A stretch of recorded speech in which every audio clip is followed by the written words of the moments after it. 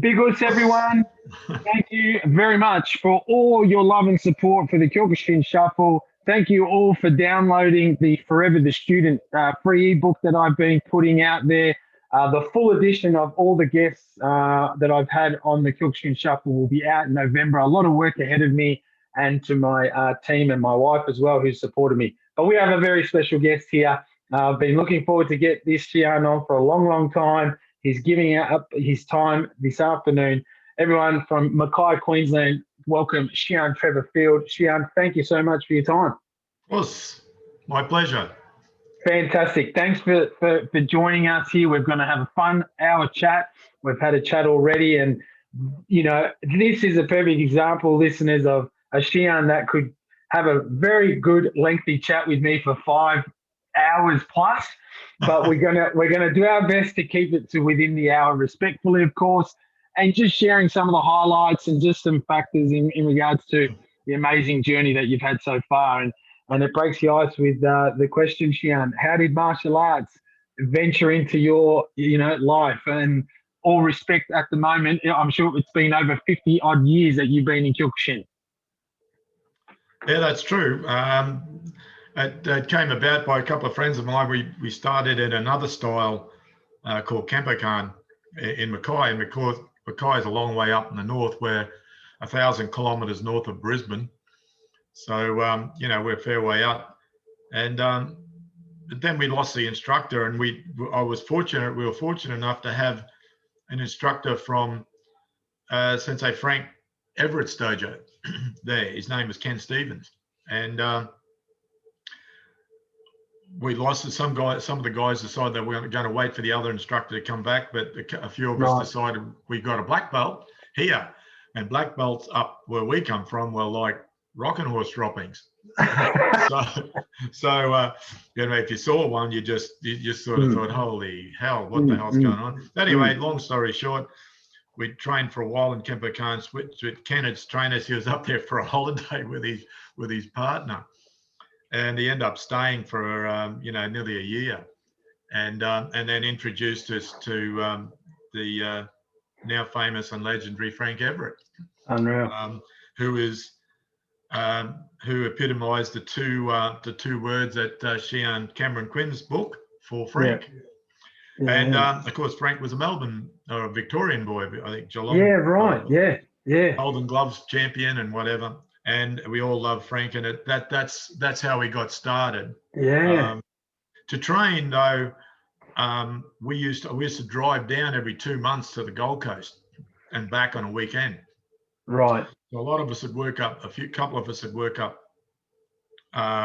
overtime, jump in the cars and drive do the 12-hour drive to the Gold Coast. And Sensei Frank used to leave a door to his garage under his house at Nobby's Beach open.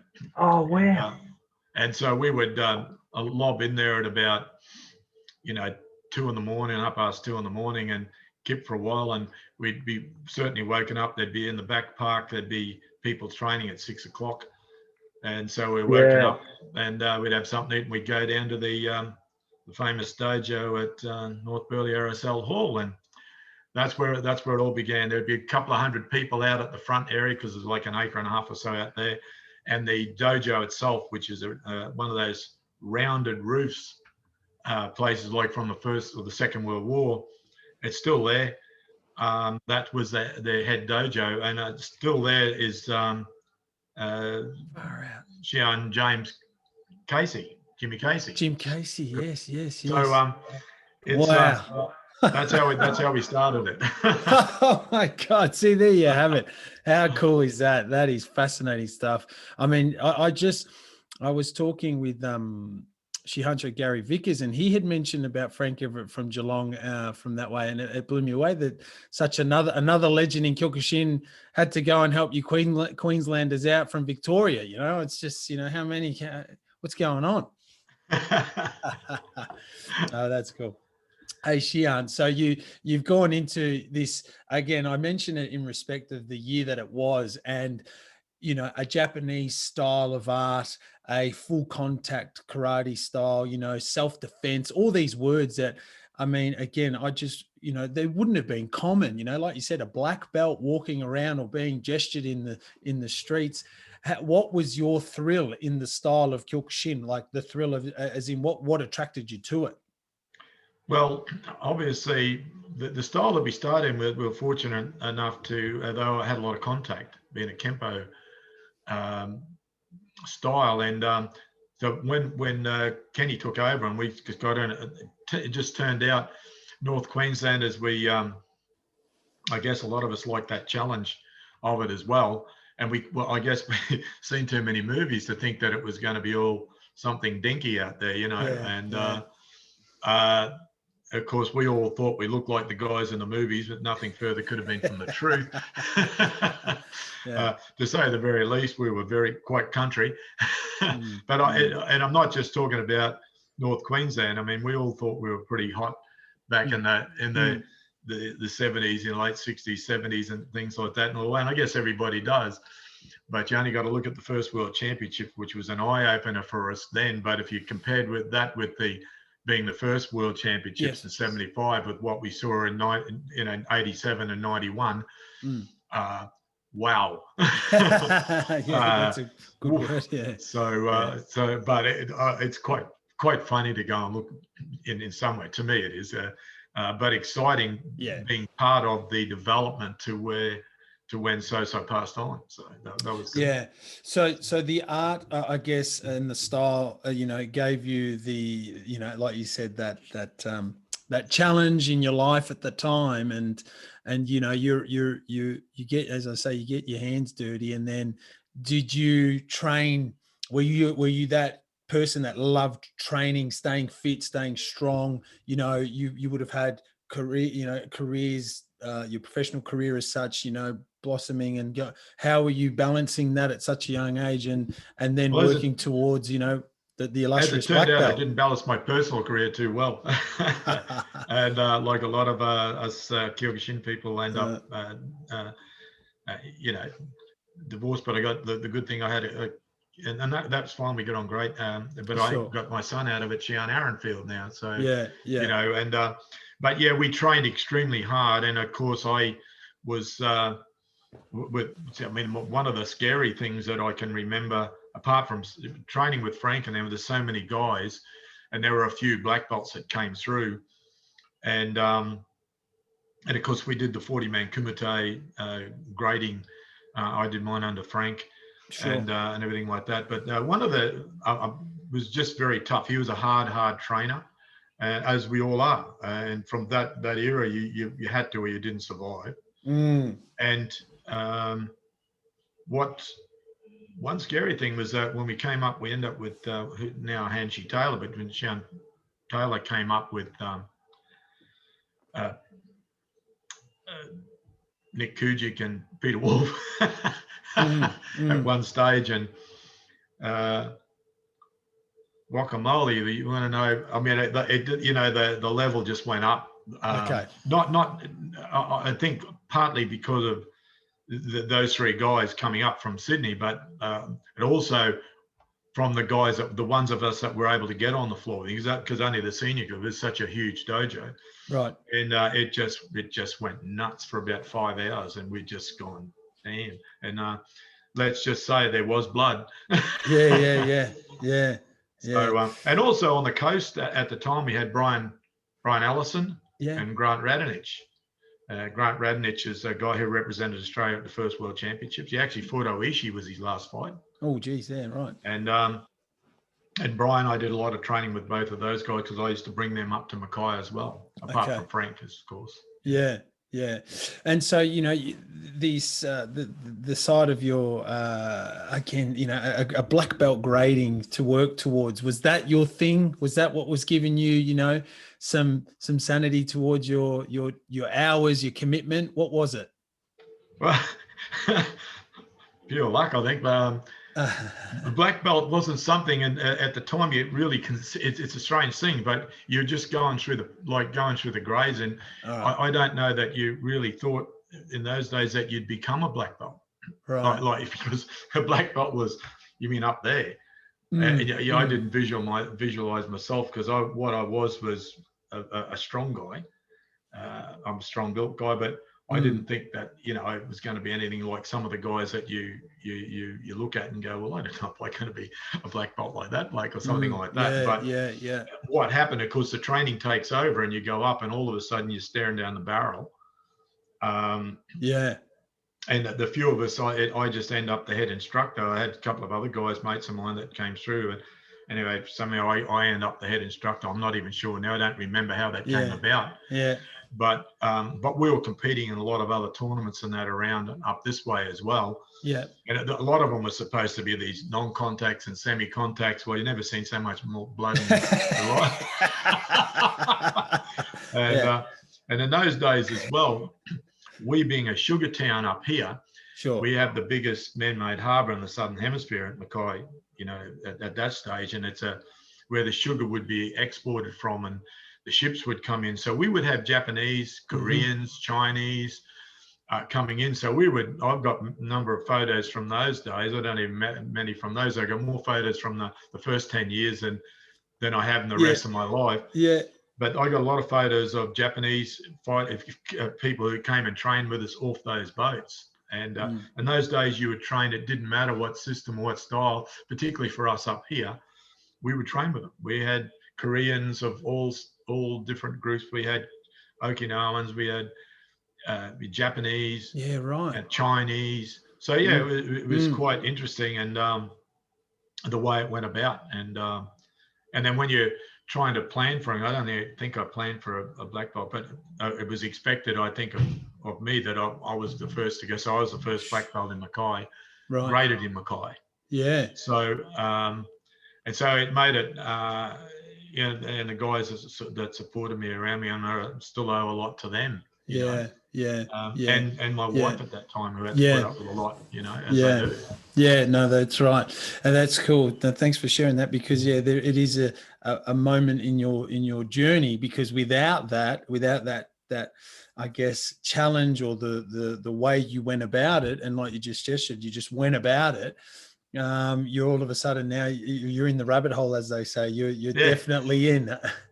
And how did you know? So we're talking probably potentially mid 70s here. So I brought up another side of it where, you know, was it a dojo for yourself that had the picture of Sosai Mas Oyama, and then seeing pictures of Sosai, or being aware of Sosai? How did you know, there was no internet, no types of things like that allowed you to, you know, understand the presence of this man. How was it, you know, working in your favor as such? Well, you know, yeah, a lot of us had books. We got books. We were fortunate enough to get some of the and like the handbook, you know, that we end up with what is karate and this is karate and all those things, and we're looking at around. They were very expensive. Yeah. And so the idea, the thought that we'd ever meet this guy or see him in the flesh was just not something that I, you know, any of us would have entertained, right, particularly from up here. But as I said, what started it, I guess, was when I was asked to go to Sydney and start to form the first an organisation of Australia. There were other people, because in Australia at that time there was people like Frank. Yes. Sensei Frank, but people like me, like you're up there doing stuffing for somebody who'd gone through, and then I was a green belt, and then I was a brown belt, and it sort of stayed there. And there would have been people, you know, dojos and groups of people together all over it, not really affiliated with not a Victorian affiliate or Queensland and New South, they'd be all over the place. And so Hanshi John Taylor then started to get a few. How I got picked, I could, at the time I didn't know. I see. But it turned out that obviously Frank was the one that was asked, but then, as Frank later told me, he suggested me because he just wanted to be doing what he was doing on the coast, because he also had a gym. He ran gymnasiums and everything like that, and he had a couple of hundred students or more. And Frank just didn't want to get involved in anything else. Yep. And so here I was. I ended up lobbying in Sydney at their request and going along, getting picked up by then Sensei Taylor. Yes. You know, he's wearing like you know, I was a Shodan Ho at the time, Sure. and only the 4th Dan or something like that, and run into Shihan Vickers and Brian with the goods up with Brian Allison was there, and Grant Radnich, and then Yeah, right. you turn around and then Peter Wolf was there. So I'm going, okay, so I'm really at the bottom end of the pecking order here. Right. And to me at the time, I was way out of my depth in it. I'm going, hell, I'm running a dojo in North Queensland, and I'm down here. And of course, we went and trained, and we've gone to the famous at the time Pitt Street YMCA club, which was Shihan Taylor's dojo, and 100 students or something there, and every one of them was a monster. Yeah. Like so many of them were so huge guys and everything. But I was a fairly good sized guy, but you're going, bloody hell. Yeah. Getting out there, and of course, Eddie Newey, just like it was when I first went to the Gold Coast, everybody just wanted. I come down from North Queensland. What do you think they were going to do to the North Queensland guys that come to the Gold Coast? They just want to kick the crap out of them, and proceeded to do so. I had to hold my, and then I had to go down and start it all over again in Sydney. Oh wow! And so then the organisation, and then not that long afterwards, bringing an organisation together, and then the talk, then the World Championships were coming up. This is again, he just sort of put that together in like about 74. And remember, the first World Championships was 75. Sure. So we're picking.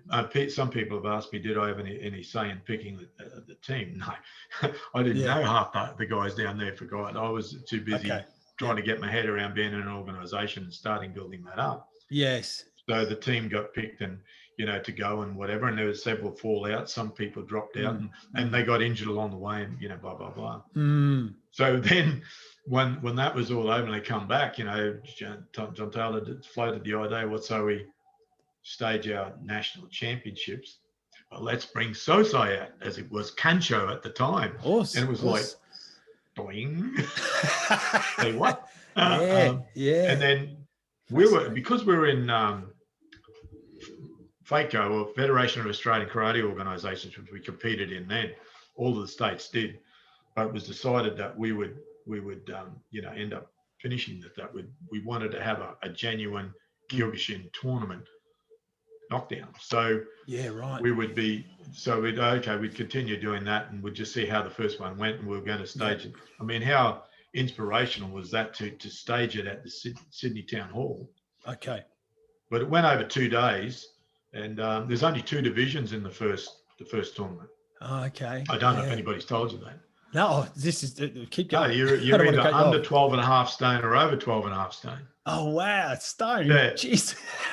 And the eliminations, because Sosai Oyama and Sosai come out, or Kancho then, and he came out with Oishi and Azuma. Azuma, yes.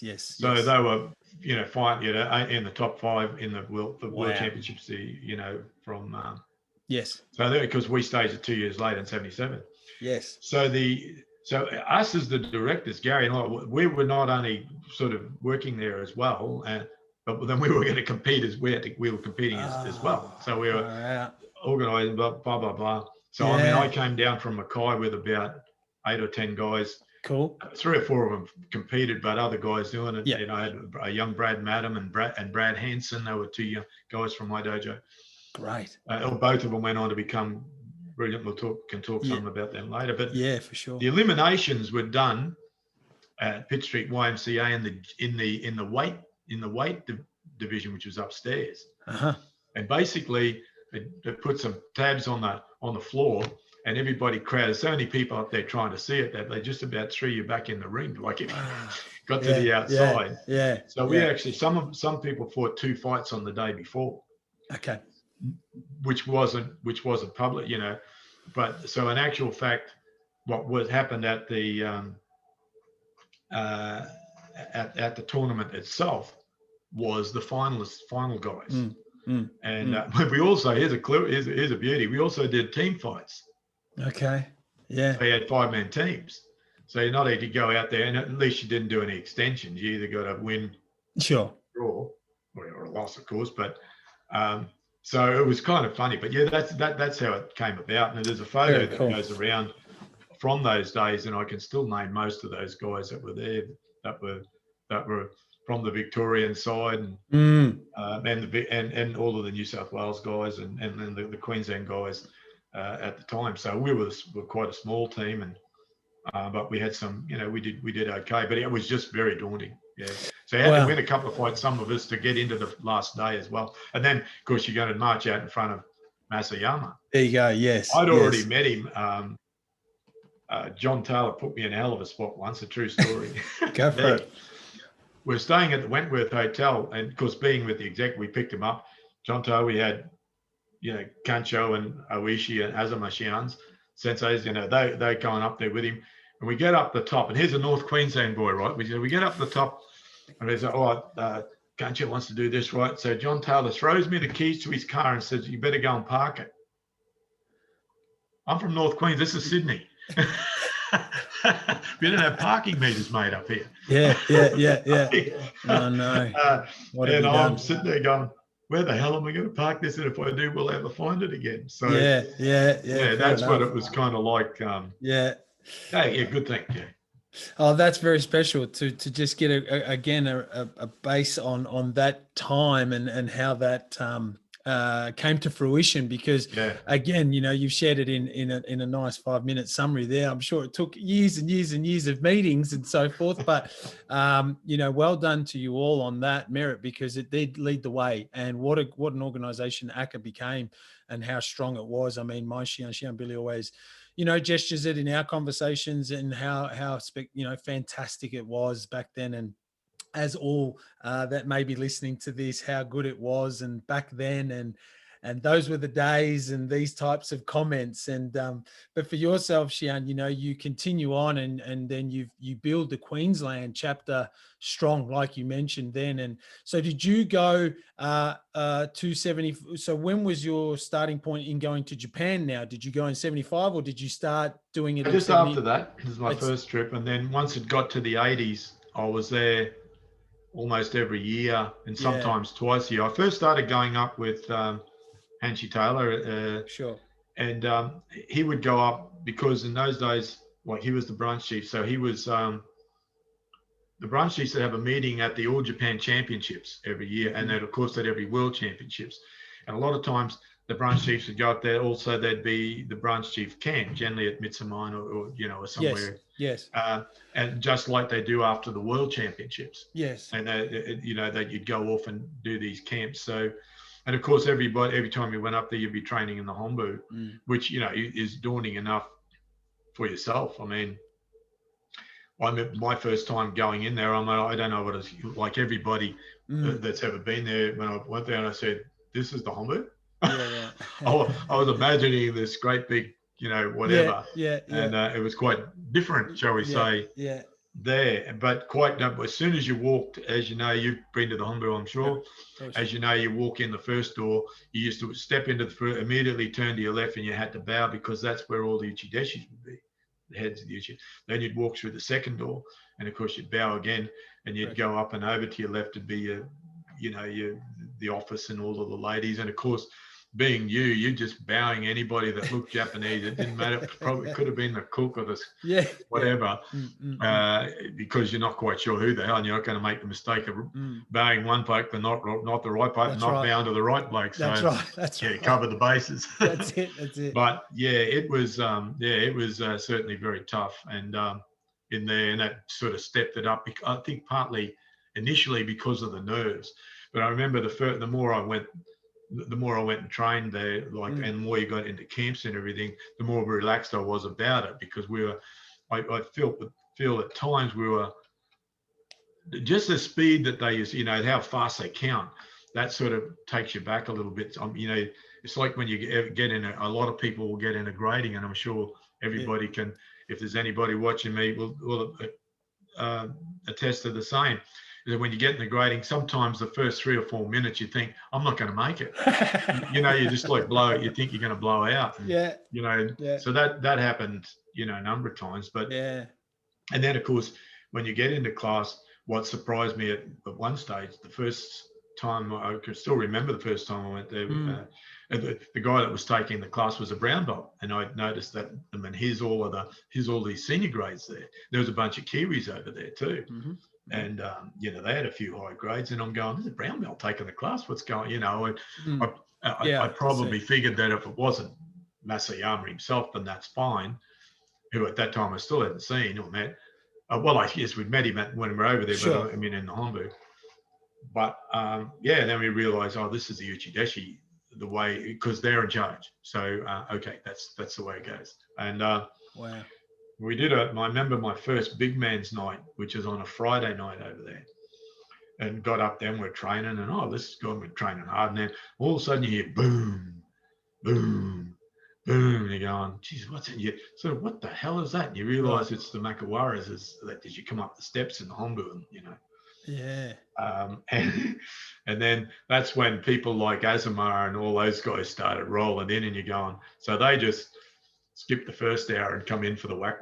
Yeah. Who's here tonight? Yeah, fresh meat. Okay, game on. Well, that's cool. That's a very and how did you I guess transition this experience of, you know, going overseas in the to Japan and then coming back and you gestured you went consistently year on year, but you know how the Shians back then and the branch chiefs like Hanchi and so forth and Hanchi Eddie Emin and those would come back with the knowledge, right, and share the knowledge back to the students, and that was a big responsibility because not too many could go and travel, you know, like we can now, very easily, very, very quickly, learn something, bring it back. That was a privileged thing back then, wasn't it? Yes, it was, and to me, it still is. Right. You know, I think any of us, I realized that very, very quickly for myself, and again, I felt that I was going, oh, geez, I don't want to let the side down, quite frankly. Yeah. And you know, and to this day, at times when I go up there, every time I go up there, I get that. And I can honestly say this, Patrick. To this day, I still get excited going to training. I'm so excited it's Thursday night because I know I've got class on. Now, I don't know that some of my students are so excited about me coming there, depending on if I decided what we're going to do that. But as you know, but to me, that has never waned in me.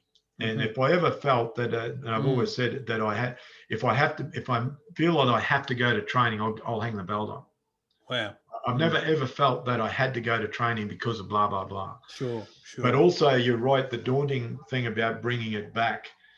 And we realized, which we didn't realize the importance that we had. We didn't realize also the effect that Australia had.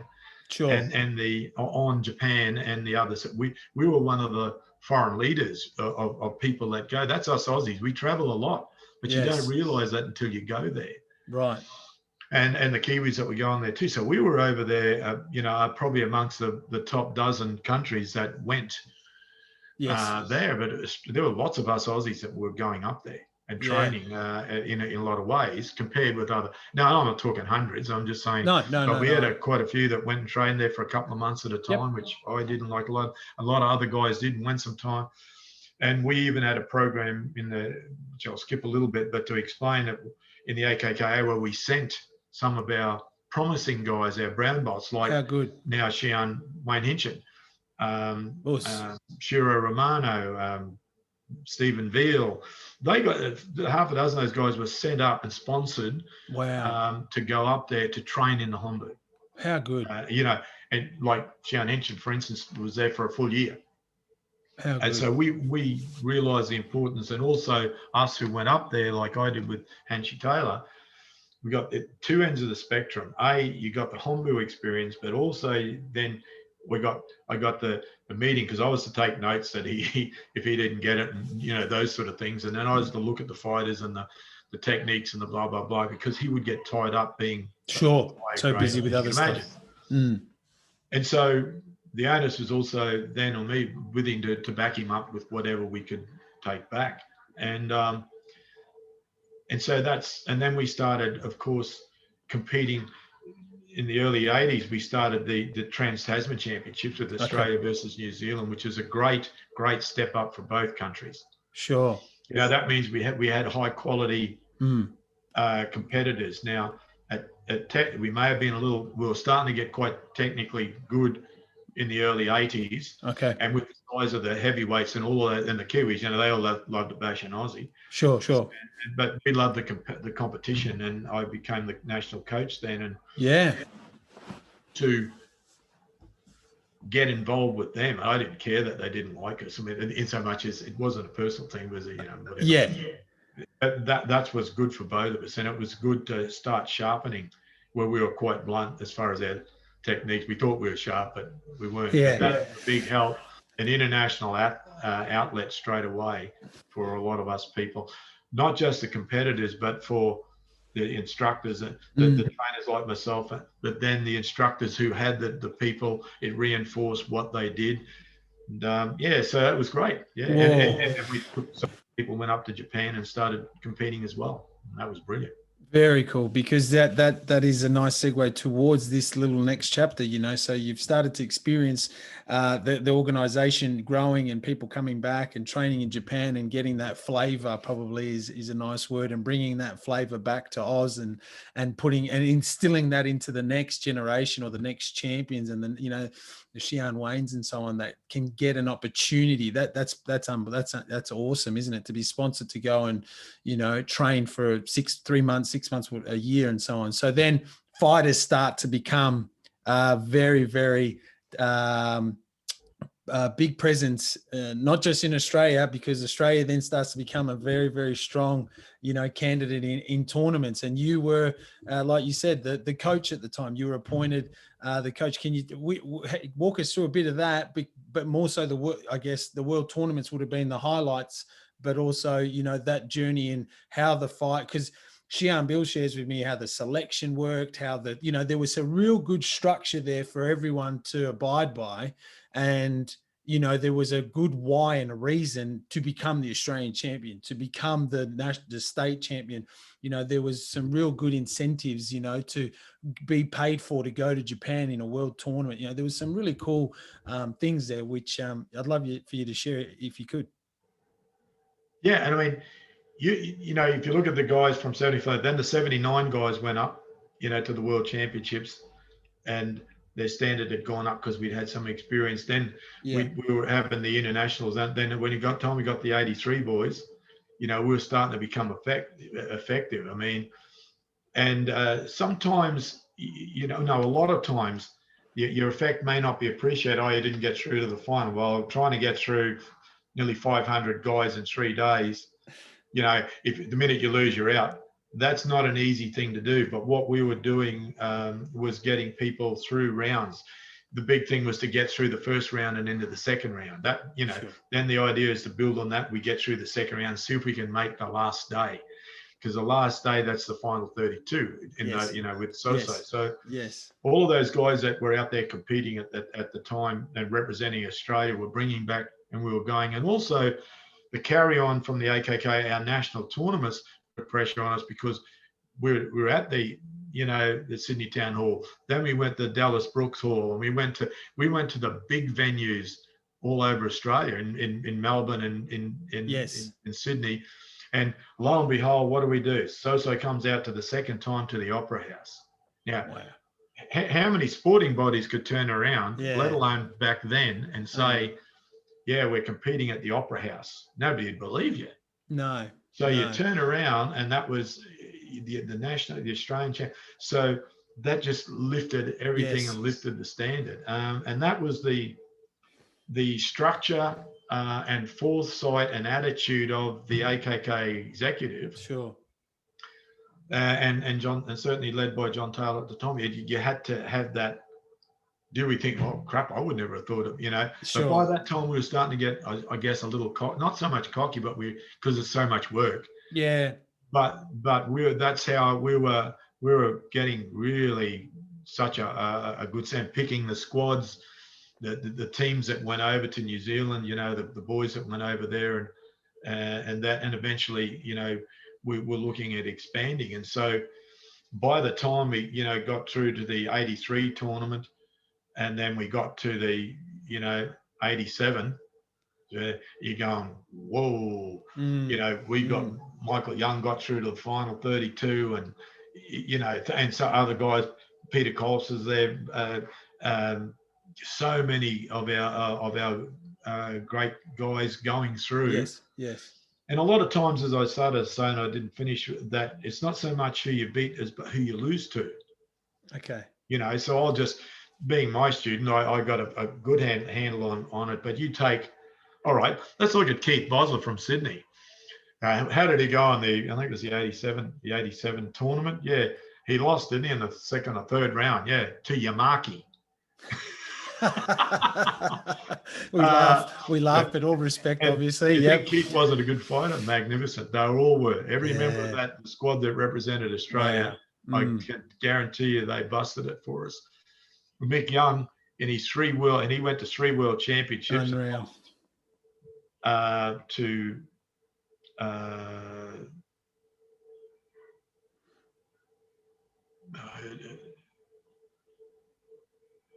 the first time he lost was to the runner-up in the the World Championships and the All Japan champion. Wow. Yeah. He ran up the second time he fought. He lost to Michelle Waddell, the European Open heavyweight champion. Yeah. And then the third time he lost to Akira Masada. Oh man, just some absolute massive names, aren't they? So you know, if you you know, and that's that shows you, and that's what the good Australian, examples. The guys were going out there and competing. I mean, at one stage, I think it was the 87 one. You know, some of the results that we were getting were just so very, very good. But, we got extremely organised. We got sponsored. You know, Qantas was sponsoring us, or Australian Airlines for a start. Wow. Commonwealth Bank. You know, through so Johnny Williams, who was on the executive at the time. And every state based, the three, Victoria, New South Wales, and Queensland were all up there. Many of the guys that you could almost name a lot of the teams. You don't want to name too many people, and you don't want to miss out on so many. But what they train so hard. Yeah. I had to challenge myself at times, going, "Oh crap, am I good enough for this?" Yeah. Really. You go.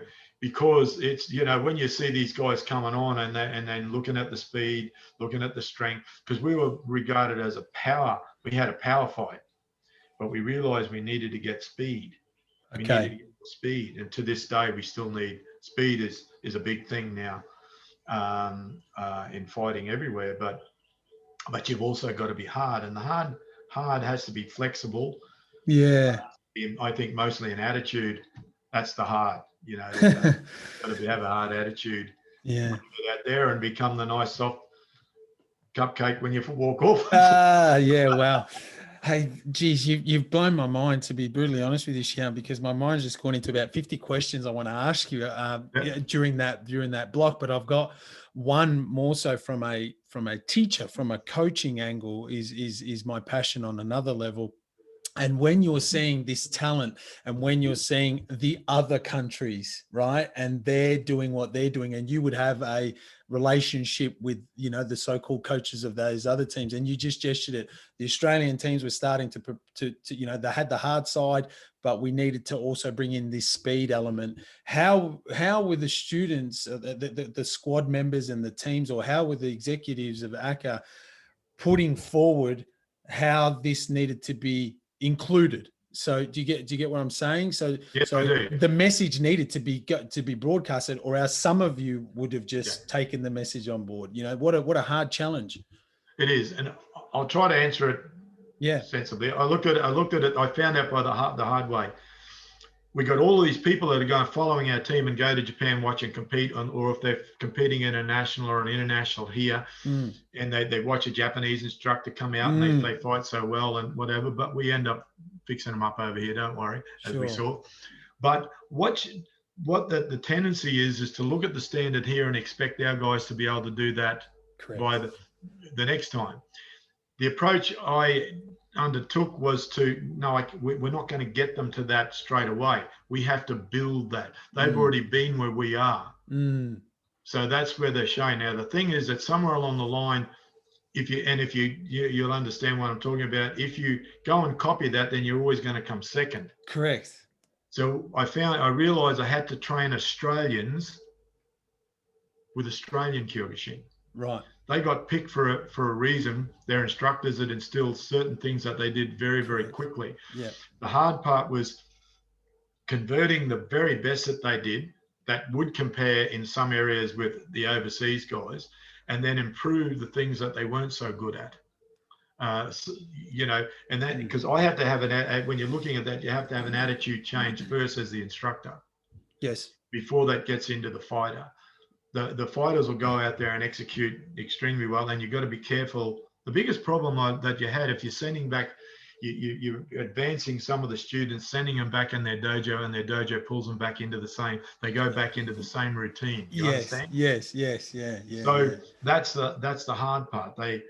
So we figured out at one stage I had state coaches, Richie Saunders was Victorian, and Keith Bosler, Sensei, was initially, apart from Hanshi Taylor and all those, and Gary Vickers, Shihan Vickers, and all those guys there, Katrina, Nick Kujic, all of them would help. Nick Kujic would come with me with the Australian team. He was fantastic. That's Shihan Kujic, Shihan Bowden, who came on. I got them in to assist with what we did. Yeah. They came on camps to Monday with us. But the hardest thing to answer your question, as far as I was concerned, you can't just switch it on and switch it off. You have to keep building. You could turn and go and say, "Oh, look, we've wasted our time with this and that. We're flogged. You've got to make it stable and then build on what they do, not just change them." Yeah, well, and you've got to remember, we got small guys, hard guys, fast guys. Yes. And you're catering for all weight. It's an all weight division, and to non-Kyokushin listeners here in just sitting back and trying to comprehend this in the full not to be biased with it, but on a full contact word, not just Kyokushin, on a full contact level of karate. There's no weight division. It's just there was no weight division. So you had you had your 70, 80 kilo guys up against 110, 112, whatever, and vice versa. Heavier Aussies against lighter, speedy, faster Japanese or European fighters, and that always interests me because and the fact that you were putting let's use the word, a successful formula together. Because those years from 83, 87, 91, 95, wow, what, and so, not to jump all the way through there, but what years did you control? And I guess, you set up something very special for the future moving forward. Yeah. Yeah. So that's how we try to do it. I had the full support and confidence of the AKK executive. They were great. Yeah. The person who actually pushed me to become the coach was a guy called Bob Bolton, who's unfortunately no longer with me. But I mean, Bob Bolton was is part. You don't hear too much about him otherwise, but he really did start BKK, British Kyokushin Karate, with Steve O'Neill, and was probably the leader at that stage. Yeah. Had a lot to do with Canada before also his input to Australia, because he's Shihan Lipman's instructor originally. Okay. But, so we had, lots of, we had to make use of everybody that came. And when you get somebody like, you get the lightweights, as you're right, then you get a big, bright, muscly boy like, we know we're going to talk about Sam. Sam Greco. Yeah. You get somebody like Sammy Greco, big. He's an athlete, just an absolute superstar. He could have been a brilliant soccer player. He's an athlete and a runner. Somebody like that. Some of the guys were like that, and but ultimately, then you've got to go, oh crap, he's got all of the this and the that, but we need to generate this. So a lot of time you could muscle over it. A lot of fighters and that, but when you go to fight in the open tournaments overseas, there's going to be just as many guys, similar guys like that. I remember once seeing the South African team turn up, and one of my guys who was just there observing, he's only a young fella at the time, his name's Paul Dingle, become a national champion, but Paul Dingle went up to Michael Young and said, "Stuff you, Youngie, fighting these guys." Yeah. You got Michelle Waddell there at 6'7", and You know, you had Backak from South Africa as well. There's a Michelle Waddell's from Holland, of course, and South Africa's got Backak and Kenny Utenbogart, and you know, holy guacamole! Look at the size of this. So yeah, it's a bit different. And if the people, a lot of the guys went overseas towards the last world champion, you know, and you saw some of the size of some of those guys that were there. And John Paul Revere, I think he was like a brown belt or some damn thing, and he ended up becoming a UFC fighter and things like that. And then you had the Andy Huggs and the Pete Schmitz and the, you know, thrown in just for good measure, the brilliant British teams, you know, with Thompson and, you know, DeCosta and, you know, Pickthall. And so, but you know what, we were regarded as a number 6 team in the world. Right, number 6. I mean, wow. Real big, and a testament to the guys. But when you trained them, training with them, I mean, afterwards, we're just a bunch of loonies, you know, I mean, in a lot of ways. So we had a lot of fun. And as I was telling you the other day, Andrew Sardalis and Andrea Riccio were parts of the team. And I don't know if Andrew liked Riccio like the same as Shihan Riccio now. They were known as the Andrew sisters. Because they were like, went everywhere together, they trained together. Sure. And, yeah, Sean Hincham was the emu. He was dubbed that by Sammy Greco. And so some good mateships. They take, you know, the typical Aussies have eventually just taken the piss and have fun. But when it knuckled down and when the Kumite got to it, whoa! And again, we never trained the lightweights as a lightweights, the heavyweights as a heavyweights. My job was to train a team, and you hit the nail on the head. It was a team to fight, open fighting, and our attitude was, well, if you're going to train for the open fighting, it shouldn't matter what weight they are. If you're a lightweight, it should be easy for you. You're not going to fight Sam. If you understand. Yeah. Well, what a special time. Thank you for sharing bits of that, because it is a big chapter in Australian Kyokushin there that you were very integral behind, as well as all the executives there. Did I just add too? Sorry to interrupt. Sure, not at all. During that time in the mid-'80s, the ladies petitioned us all to come into contact. My sister Janelle was one with them, and Margaret Sherlock and them. All of the girls got behind it. Some of them didn't want. It was mostly us guys that didn't want them to go into contact, mainly because we thought, you know, a punishment to the chest area. We were concerned about cancers and, you know, whatever. But the girls through, and you know, they've come on and showed us that just how far. And that started back in that middle era. And all of the groups, the AKK got behind it. We introduced it slowly, probably too slowly for the girls, but then they're possibly right. But at least it got introduced, and then it went to state levels, and it went out there. And I mean, come the 90s when the girls were coming, you know, now they're included at all, you know, a lot of the world championships, and they have their own. So that was really great too. And those girls showed how they could train.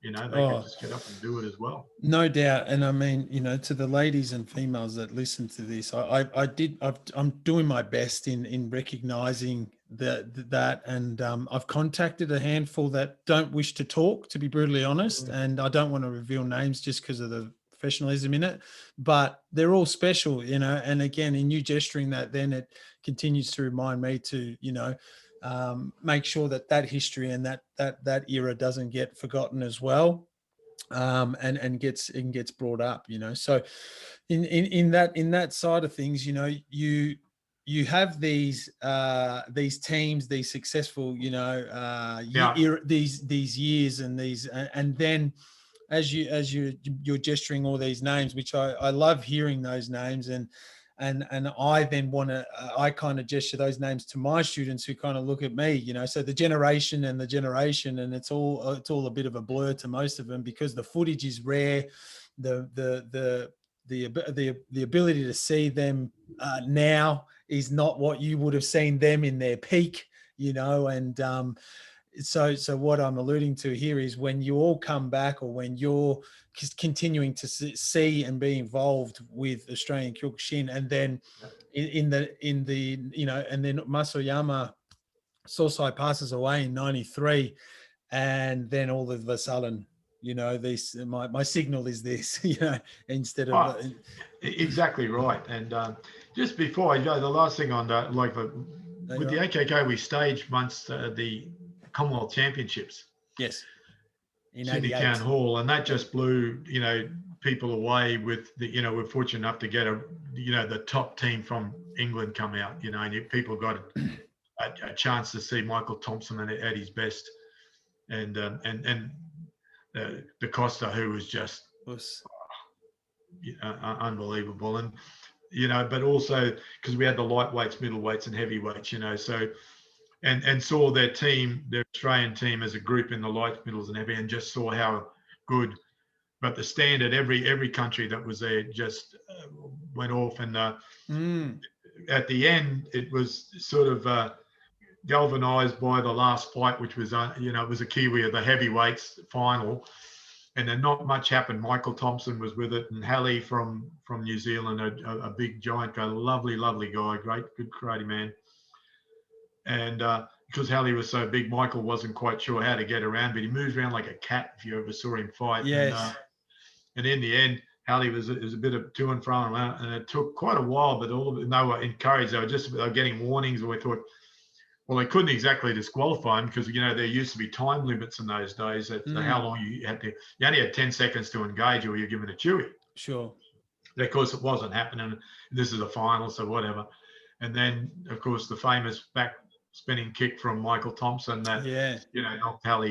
I'm sure he doesn't want to hear that, but Halley did a hell of a job representing his country to be in the final. And because a very good British boy had to go out before and not make the final. So that just got that really just capped off the most fantastic tournament. And for people in Australia, I had Shihan Nick the Costa on a week or so ago, and he brought that up. I brought that up with him, and he mentioned how Michael Thompson just started jumping up and chanting, and Sosai Oyama, Mas Oyama, Sosai was there and was kind of gesturing, hey, you know, show the sportsmanship there, and it was like, oh, geez, and I was like, I got a shiver. Yeah, I got a shiver going, geez, could you imagine doing that? The exuberance. I mean, you can imagine how hard it is for any competitor when you get out there and bring out something that it goes to show Michael wasn't expecting to beat him, was he? Because if he was, he wouldn't have done that. I mean, he had the credentials to do it against anybody, but you know, the doing and the expectations are two different things, and we've all found that out. You know, you've seen great tournament fighters go out. You know, I remember seeing a final once. Suzuki fighting when the final one of the world championships, and he was expected to win, and he just got Tsukamoto beating the crap out of the guy, and he just got the kick to the tummy, hit the solar plexus, down he went. Thank you very much for coming. Yeah, no, that's right. Tsukamoto. Was it, I think it was again. I think it was him. He was a young Tsukamoto, had won the world tournament. It was. He's only about 19 years old. Yeah, and then and for the listeners out there, you know, I've tried to get Tsukamoto via Sensei Sam Gilbert, and due to reasons, you know, it is what it is. But he won. He's a lovely guy. He won it, yeah, and that's why we would hopefully translate it via. But anyway, he won it at 19, and then he won it at 36. Well, he won it 4. Yeah, I think by now he's won about half a dozen different world championships. He's Tsukamoto, and that's how good he is. You know. Yeah.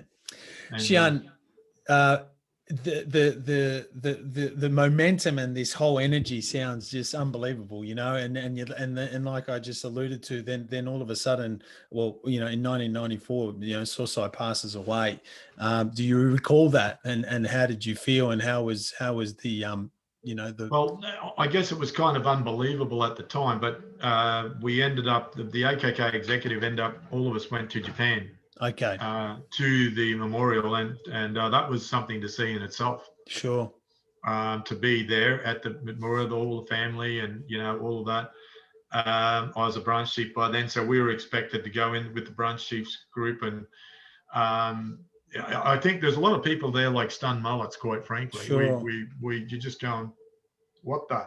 Yeah. And that bit of trepidation there. So what now? You know, yes. like that. that's what was running. You could through, elephant in guess, the a lot room of as minds, such. and it was hard enough to deal with the day and those sort of things. But I mean, the man had such a presence. Make no mistake. You only had to walk in a room, and I swear, blind, you could have your back to him, and you knew when he walked in. And if he looked at you in the class and he walked up to you, or he'd come and he'd go, "Yoish," and you go, "Oh crap, sorry." Yeah, right. Whoops. Yeah. And you got to. It happened to me a few times that I got it. Once I can remember, but I remember a few times it was the guy beside me, and I was ever so thankful it wasn't me. Oh. So, but yeah, that's when that. But it was always going to, we looked at history with the other systems, Nakayama from Shotokan and Gojen Yamaguchi and Mabuni and, all the guys, and they just splintered. And then I suppose it's disappointing. I always felt that if Japan could have held together, if the Japanese could have held together, because remember, you couldn't start up a Kyokushin. Nobody would start up call themselves a Kyokushin dojo if you weren't part of Kyokushin. Of course. And in other words, that was governed by Japan. But if the Japanese could have held together, then the rest of the world would have had to follow. Otherwise, you wouldn't have been in Kyokushin. Yeah. And so, now that it's easier to say than it is to do. Of course. But that's just my personal feeling. That's how I always felt. If only the Japanese branch chiefs and hierarchy could have held together, could have stayed together. But then again, you were talking 50 odd Japanese branch chiefs. So that's 50 characters, 50 different opinions, 50 different applications to everything. So not as easy as it might seem. Oh no. And then 12 million plus members worldwide at that time. Under one man, as it's recognized, and wow, and so and how do you? Who'd want to put their hand up to take his place? I mean, Matsui, Matsui. Well, Matsui did, yeah, and look, I have a great personal friendship with Matsui. I'm not with him, but I like him a lot. He was out to Australia, as and he came up to our area. I run a Queensland Championship, and he attended, and we did a seminar afterwards, and I had a lot to do with him. I've been to dinner with him a couple of times, and I like him. I got no problem with any of the groups. It is what it is. Yeah. Or anybody, in Australia. To me, you had your choice about what you're doing and where you want to go. My attitude is now, and always has been, anybody who knows me, is that I don't care, come in Kyokushin, don't leave your politics at the door and just come in, put your gear on, let's train. Yeah, unreal. Yeah. And leave that on the floor too. Yeah. I mean, yeah. The people who are going around trying to poo-poo this one and that one, that doesn't help anything. No. We got those of us who are around when Sosai passed away, and there's not as many as you might. There are a lot, but not that's so much training. You've got to remember that, what we thought of the other styles, some of the other styles when they did, wow, look at them, and then it happens to us, and you go, reality is a bitch, back at us. And the reality was we didn't handle it any better than they did. Yeah, very difficult. It's just very difficult. And, as much as, when I'm hearing those stories that you're sharing, Shihan, which I appreciate, I think of the leadership, and leadership meaning there are so many special leaders like yourself and Hunchy John and all the Hunchy Eddie M. And listen, John William, Kujik, Volkis, Vic, they're everywhere, just sensational people and good leaders and want what's best, right? And at that time, it is like the big brother or the father figure, not the big brother, the father figure is no longer with you guys as such. And then the leadership had to, grab and grasp, wow, where to from here? Because like you said, there wasn't that one contact to that they've had so much trust and faith with for so long. Yeah. I mean, in Australia, the AKKA, we'd have camps in Victoria, New South Wales and Queensland, and we were up and down. In Queensland, there's so much distance between the Gold Coast and where I am. But we would still manage to get with each other and do that. And all of even the guys that weren't with the AKKA were still out there training and, doing this stuff. And that's fine. We had no problem with them. And the AKKA did something else that I should mention, I guess, which was a big part of what I did was bringing the Japanese instructors out. Us. Like Kaneko and Ishii and Wada and all of the guys. And we had them all in our areas, and they made a big contribution to what we are too. But that was a decision made through the AKKA, right? And sent out. And of course, that was the whole point of the Uchideshi from Sosai's point of view. They were there, trained, sent to take the basics out to where. Although it may sound a bit controversial, they were never meant to be in the epitome of Kyokushin. They were there to get your basics right, strong, because those guys generally came out between Shodan and Nidan. There was an odd one that might have made Sandan or whatever, but most of them came out as second dans, and all of those guys had long contributions to the right back from Kato Sensei when he came out, and I would have shocked a lot of Aussies when Kato came out, because he's only about 5'2". He's only a very small man, and he's a bit taller than that, but he was only a very small Japanese, not somebody built like Sosai, Yeah. So,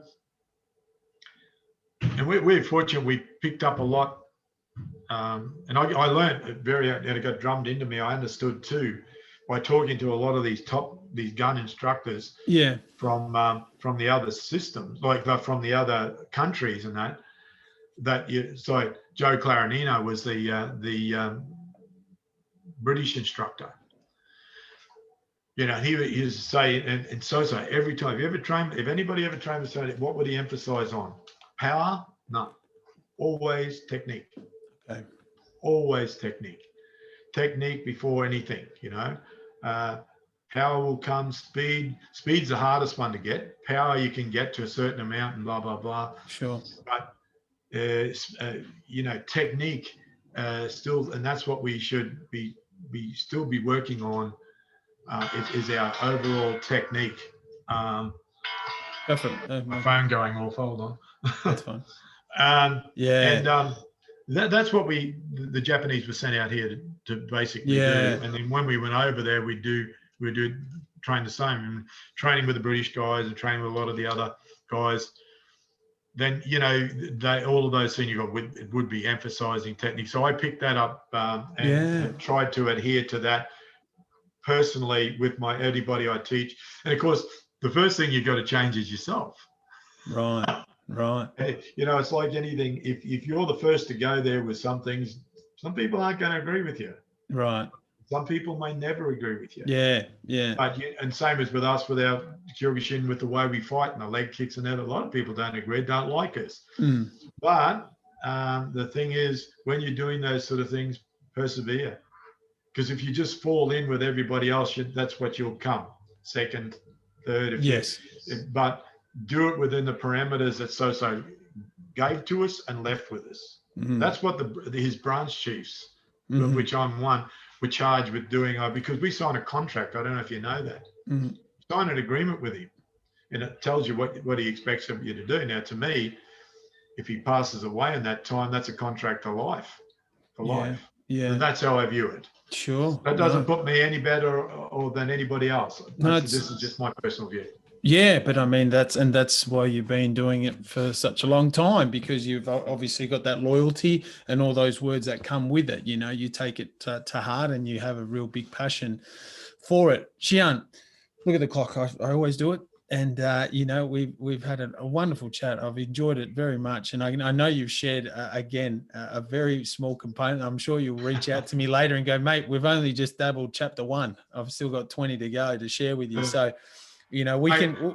For the guys who know me pretty well, they're going, Jesus, how did you keep feeling that quiet, mate? Yeah, you should see the messages. You should see the messages I get from most of the Shihans going, how did you do that in an hour? That's amazing. I'm like, I gotta use the words respectful all the time, and just understand that yeah, this is a passion project which has just taken off. And you know, let's just summarize what we were just talking about, you know, for the next 5 minutes or so, Shihan. You know, and again, this isn't a, you know, for everyone out there to keep understanding, I'm not trying to do a this is your life conversation. This is just a conversation. And I've been fortunate to travel to Japan with you and your team and your son and your you know, your sister and so forth, and Jason Crimmins, and such awesome people from up your way. And the conversations are just awesome. You know, we're at a pub, we're at a bar, we're just chatting, and it just deep dives into karate, and you look up and it's an hour and a half, and we're just talking karate, martial arts. And we all have you know, we're all just around each other that have similar traits, similar, you know, what's the thoughts and, you know, well-being towards what we love. You know, so, and with that is my summary for you. You know, you love this so much, it's a no-brainer, but is that, you know, the passion within you as a you know, as the upbringing that you had with Sensei Frank, and then, or, you know, as a teacher, as a coach, as a leader, where do you see yourself in that conversation? Because, you know, you're a one of the highest ranks in Australia, you're a 7th, you're obviously potentially going to be promoted to 8th, so much ahead still, if that makes sense, you know, so much that you've given, and so much that we still, you know, want to thank you with. And so much more to do and so little time to do it in. Isn't it? Yeah. But when you look at it, you hit the nail on the head. We're lucky we're having this conversation the way we are, Sensei, because if we'd had a glass of wine here, I couldn't promise you a bit. Maybe the next one might get us there. Well, there you go. I think there's a whole bunch of other Shihans that would love a glass of wine and a chat too. But but isn't it funny? No matter where you're going, you've been overseas, and a whole bunch of guys that get together from Kyokushin, they eye each other over from the street. You're walking down, a bunch of guys and girls coming from this, a bunch of guys and girls, and somebody goes, "Us," and the heads go, "Whoops, hello." Yeah. Instinctively, what do we do? Us. And then it's getting, and then after a slow start, before you know it, we're sitting down, having a chat, coffee, wine, whatever, and before you know, holy moly, the sun's coming up. Yeah. Things like that. And you know, what can you do that the passion of what Sosai started, and give us that are still around doing it the credit too for keeping it going. 100%. You know, I mean, and the people that are taking their people to Japan and giving them the Japanese experience and getting involved and then bringing them back. I mean, you know, that's priceless. Correct. That's priceless. I mean, and with me, you know, I've got students that, you know, my own son, but Zach Hayes, a bunch of guys, but a lot of people that I've trained over the years, and you know, how people, oh, you get a big head. I don't see how you could get a big head. You'd be responsible, turn around, well, hang on. You help these guys, and they've then taken it on. If you thought you were somebody special after that, and where they are, no, you're not. You know, you just go, well, I've got to try to go, right, 70 heading to 71. I've got to try to keep going here and not embarrass myself or whatever. But that comes. But you look at these guys and you go, yeah, it's a privilege. And you know what? It's a privilege to treat anybody. Get a white belt, walk in. Anybody, I got a couple of white belts. Woo, that's a privilege. You got a mind and a body there that doesn't know anything, and you have the opportunity to shape. That's a huge responsibility. Yeah. Sensei Patrick Pinto sends up some of his students come up and they come in to train with me. That's a huge responsibility to go, well, to treat them right, to guide them right and respect their rights to do what their teachers instructed them, you know, and viva la difference a lot of times. That's the whole point. How do you advance your fighters, and you need information? Better to have too much information than no information at all. That's right. The trick to being a good instructor, I firmly believe, is deciphering the information. And that's where your technique, understanding of Kyokushin and the Kyokushin technique, that's the difference. Wow. Listen to that. I got you. I caught you on some nuggets there. We appreciate that. Thank you very much. And again, you know, to all listeners, I'm up to 43 here to get Shihan Trevor, and there are many, many guests that I'm continuing on with, and the evolution of the shuffle has become more so for me. The passion was to get people like yourself on that have been, you know, right at the front line, and given us the light and the pathway. And I said, I use a gesture to Shihan Billy, which I'm very passionate about, is holding the torch and holding the flame. And this is an angle. This is an avenue. This is a platform, I call it. And we hope, the likes of Sensei Jason Crimmon, and your son and the ones that you've got a big, influence on, continue to do that. I've been fortunate to have people like Mick Young, Michael Young, Brad Henson, Brad Madam, Paul Dingle. I'm fortunate, but there's somebody I haven't even mentioned today, if I could, and he's one of your mentors, and that's Shihan Eddie. Yeah. Go for it. Yeah. If Shihan Eddie watches this, g'day, mate. I love you. Yeah. And but I don't miss carrying your bags up the stairs. Fair enough. Shihan Eddie and I are still very good friends. Yeah. So yeah. No, good on you for doing that. No, for sure. And read the bags. I've carried bags for Hanchy too, but I've accidentally broken his pinky finger on one occasion. I didn't do that. Catching different Shinkansen. So I don't know how, I'll be going in my next grading if he's there. I'll leave it at that. But Shihan Trevor Field, such an honor to talk to you. It's been a while, but thank you so much for your time. I really appreciate it. My pleasure. Good luck. What you're doing is a great thing, Sensei Patrick. Well done. Good on you. Thank you very much. Listeners, fantastic. Shihan Trevor Field from Mackay. What an influence he's had to Australian Kyokushin, Queensland as well, and up north, as he says. I hope you stay safe up there, because you don't have COVID like us stupid idiots down here in Victoria. We can't even leave 5K. So keep training hard, and big us to you, Shihan, and to all your students up in North Queensland. Big us. Us.